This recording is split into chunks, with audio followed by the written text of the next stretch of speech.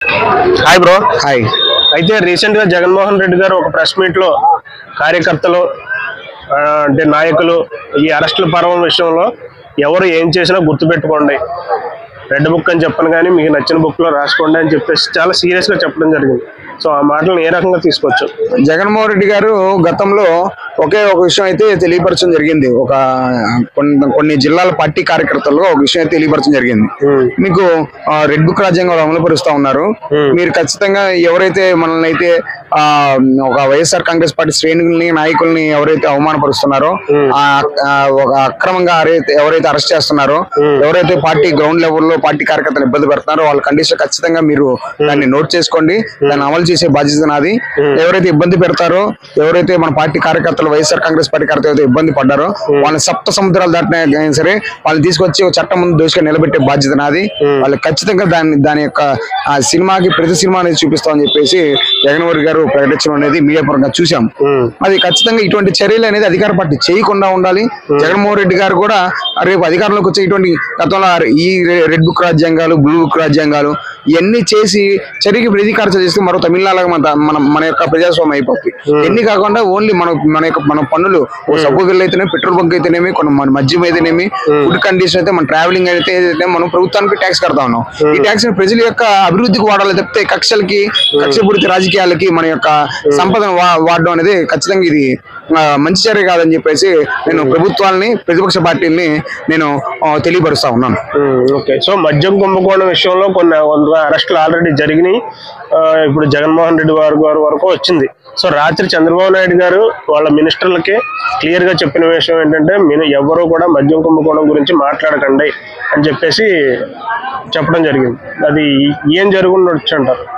ఉదయం పూటే మేము మీడియాలో, సోషల్ మీడియా చూడడం జరిగింది. ఎవరైనా సరే ఢిల్లీకి నారా లోకేష్ గారు వాళ్ళు సతీసమ్మతంగా వెళ్ళడం జరిగింది, వాళ్ళ కుమారుతో సహా. వెళ్ళిన తర్వాత ఏం మాట్లాడుకున్నారో తెలీదు. కొంతమంది ఏమో జగన్మోహన్ రెడ్డి గారిని అరెస్ట్ చేస్తారన్న కండిషన్ లో మంత్రులను కూడా కేబినెట్ మీటింగ్ లో ఈ మద్యం కేసు గురించి మీరు ఎవరు మాట్లాడబాకండి, డిస్కస్ చేయబాకండి, ప్రెస్ మీట్ లో మాట్లాడని చెప్పడం జరిగింది. ఖచ్చితంగా జగన్మోహన్ గారు యాక్షన్ తీసుకున్నారని చెప్పేసి కొంతమంది భావిస్తా ఉన్నారు. కొంతమంది అయితే మీడియా వేదికగా కొంతమంది అయితే అనుమానాలు వ్యక్తపరుస్తా ఉన్నారు. చూద్దాం. గతంలో బేసిక్ ఏంటంటే అధికార పార్టీ వాళ్ళు ప్రతిపక్ష నాయకులు ఇబ్బంది పెట్టడం చూసాం. అధికార పార్టీ వ్యక్తులు గతంలో ముఖ్యమంత్రి పనిచేసే వాళ్ళని వేధించడాలు, జైల్లో వేయడాలు చూసాం. వాళ్ళు చేసిన చర్యకి ప్రతి చర్యలు ఆల్రెడీ గతంలో ఉన్న అధికార పార్టీలు అనుభవించింది. ఇప్పుడు అదే పరిస్థితులు కనుక వీళ్ళు అవలంబిస్తే ఖచ్చితంగా గతంలో అధికార ప్రభుత్వం ఏ విధంగా అయితే అనుభవిస్తున్నాయో ఇప్పుడు ప్రభుత్వాలు అదే విధంగా అనుభవిస్తాయని చెప్పేసి మేము భావిస్తా ఉన్నాం.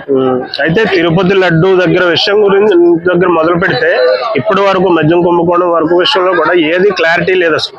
ఇదంతా అంటే ప్రజల్ని డైవర్ట్ చేయడానికి చేస్తున్న పాలిటిక్స్ అని అనిపిస్తుందా? కొంతమంది మా మిత్రులు, మా యొక్క సంబంధించినటువంటి వ్యక్తులు, కొంతమంది మీడియా యొక్క స్నేహితులు చెప్పేది ఏంటంటే, అధికారం వచ్చినప్పటి నుంచి ఒక మంచి బృహత్తరమైన చర్య పథకాలతో వాళ్ళు అధికారం రావడం జరిగింది. సూపర్ 6 అనే పథకాలతో రావడం జరిగింది. వచ్చి ఆ చర్యల మీద వాటి కండిషన్ లో అభివృద్ధి చేసుకుంటా లేదా పథకాలు ఇచ్చుకుంటా వెళ్ళాలి చెప్తే కేవలం రాజకీయ కక్ష సాధింపు చర్యలు అనేది డేవంతి చేస్తున్నారు అనేటువంటిది సామాన్య మిడిల్ క్లాస్ పీపుల్, దిగువ మధ్య ఉన్నటువంటి పేద ప్రజల కండిషన్ లో వ్యక్తం అనేది అవుతా ఉందని మేము భావిస్తాను. ఖచ్చితంగా రాజకీయ ప్రేరిత చర్యలు అవలంబిస్తూ చేయాల్సిన అభివృద్ధి పనుల్ని సైడ్ ట్రాక్ పట్టిస్తూ మీడియాను కూడా ఒక ట్రాక్ ప్రకారం దాన్ని డైవర్ట్ చేస్తారని చెప్పేసి భావిస్తున్నా చెప్పి నేను కోరుకుంటున్నా. నేనైతే దాన్ని ఖచ్చితంగా నేను తెలియపరుస్తా ఉన్నాను మీడియా సంబంధించిన. సో దీని ఎఫెక్ట్ 29 ఎలక్షన్స్ ఉన్నది ఏమన్నా పడే ఛాన్స్ ఉందా? ఇది బేసిక్గా 3 సంవత్సరాల గవర్నమెంట్ ఉంది, అధికారం ఉంది, ప్రభుత్వం మంచి మెజార్టీ ఉంది. ఇప్పుడు దాకైతే ఖచ్చితంగా తప్పులు చేశారని చెప్పేసి న్యూట్రల్ పీపుల్ అనుకుంటున్నారు.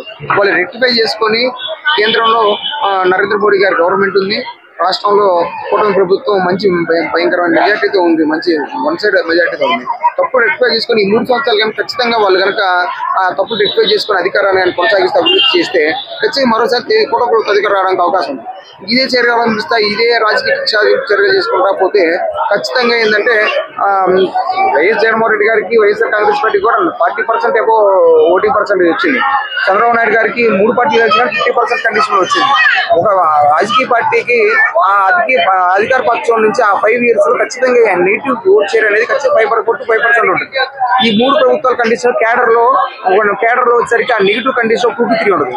అంటే 8% గ్యాప్ ఉంది. అంటే 3%, 4% ఇప్పుడు ప్రతి ప్రాంతీయ పార్టీలో ఉన్నటువంటి వైఎస్ జగన్మోహన్ 4% అనేది తను కనుక గెయిన్ చేయగలిగి ఒక సొంత కేటగిరీలో కనుక తన నమ్మకం, సొంత క్యాస్ట్ లో సొంత కేటర్లో నమ్మకం కనుక ఏర్పరచుకుంటే ఏర్పాటు చేయదలుచుకుంటే ఖచ్చితంగా తనకు కూడా మంచి ఛాయిస్ ఉంటుంది. వీళ్ళు ఇటువంటి తప్పులు చేస్తే తను కూడా ఒక ప్రభుత్వ వ్యతిరేకతను కూడా క్యాచ్ చేసుకొని సొంత కేటర్లు కనుక తను చేయగలిగితే ఒక 4 to 5% గెయిన్ చేయగలిగితే ఖచ్చితంగా మెజార్టీకి వస్తారని చెప్పి మేము భావిస్తా ఉన్నాం. Okay sir, thank you.